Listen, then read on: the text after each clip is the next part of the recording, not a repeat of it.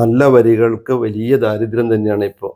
എന്തൊക്കെയോ കൂട്ടി കൂട്ടി ഒരു പാട്ടുണ്ടാക്കിയിട്ട് അതിൽ മ്യൂസിക്കും കയറ്റിയിട്ടാണ് പലപ്പോഴും പുറത്തു വരുന്നത്. അത് വല്ലാതെ അരോചകമാണ്. അതിൻ്റെ ഇടയിൽ ഇത്തരം വാക്കുകൾ, ഇത്തരം വരികളൊക്കെ നമുക്ക് അതിനൊരു അർത്ഥമുണ്ട്, ഒരു വ്യാപ്തിയുണ്ട്, അതിന് അതിൻ്റേതായ ഡെപ്ത് ഉണ്ട്. അത് ശരിക്കും അത് ഉൾക്കൊള്ളാനും ആസ്വദിക്കാനും കഴിയുന്നുണ്ട്.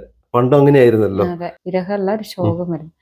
ഉള്ളുനൊന്ത് സങ്കടപ്പൂങ്കുയിൽ ചൊല്ലണതെന്താണ്, ഉള്ളറിയ കഥ ചൊല്ലി ഉണർത്തിയ നൊമ്പരച്ചിന്താണോ, കതിരിട പാടങ്ങൾ തൻ കണ്ണീർ കിനാവോ, അലയുമീ തീരങ്ങളിൽ തോരാതെ പെയ്കെ.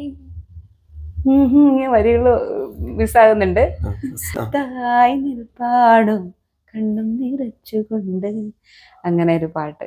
അത് എനിക്ക് നമ്മൾ എഴുതുന്നതിൽ നമുക്കൊരിഷ്ടം കൂടുതൽ വരില്ല ചിലതിനോട്, അങ്ങനെ ഇഷ്ടമുള്ള ഒരു വരികളാണ്.